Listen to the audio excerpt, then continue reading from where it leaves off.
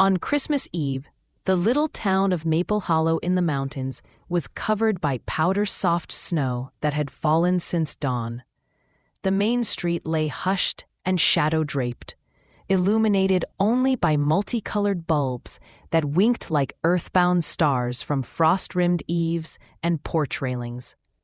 At the northern edge of town, Daniel Whitaker trudged through the snow, his breath clouding the air. The brass lantern in his mittened hand swung gently with each step, casting a sphere of light that made the untouched snow sparkle like diamond dust. Daniel was on his way to the ancient pine tree that loomed like a sentinel over the silver-glazed pond. Its majestic branches had witnessed this pilgrimage every Christmas Eve since his grandfather's passing. Daniel had carried the antique brass lantern along this same path, feeling the weight of both metal and memory. He could still hear his grandfather's voice, cracked with age. "A light in the dark reminds us that we're never alone, Danny.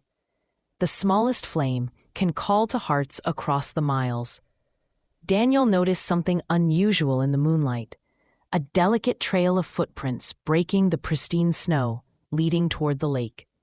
Curious, he followed the footsteps, his lantern casting trembling shadows across the untouched drifts on either side of the narrow path.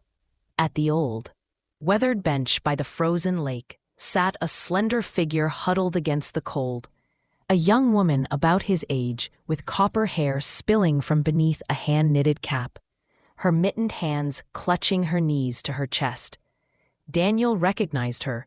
She was Clara Winters, the new elementary school teacher whose gentle voice and patient smile had already endeared her to the town's children. She'd quietly moved into her late grandmother's Victorian cottage at the edge of Maple Street, just before autumn painted the trees gold and crimson. Without a word, Daniel twisted the tarnished brass knob on the lantern.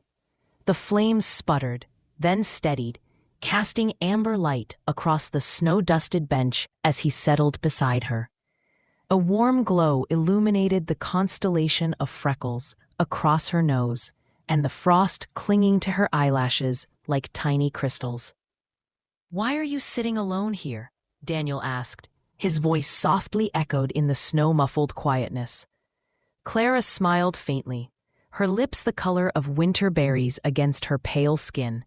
"It's nice here, peaceful and quiet.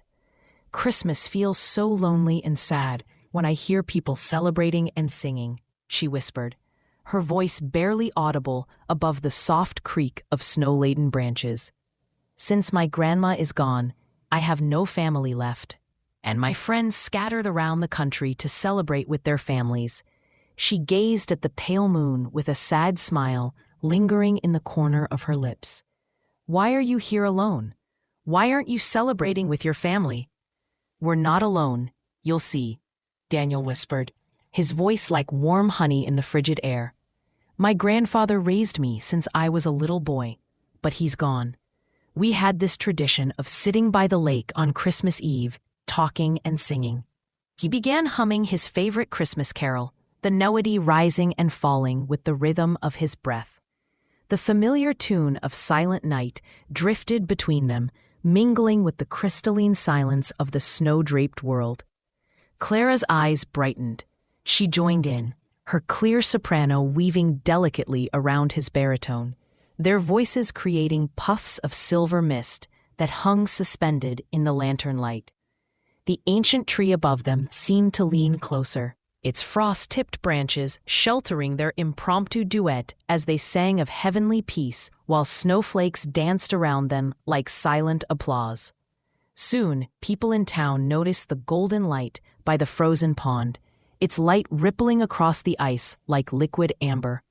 Old Mr. Peterson arrived first, his arthritic fingers cradling a hurricane lamp that had weathered 80 winters.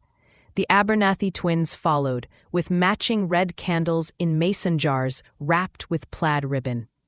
Mrs. Finch brought her great-grandmother's silver candelabra, its 3 flames dancing in the night breeze. Soon, the ancient pine tree stood sentinel over a constellation of lights, brass lanterns with smoke-stained glass, battery-powered camping lanterns with their harsh blue-white glare, even strings of battery-operated fairy lights draped around children's necks like luminous scarves.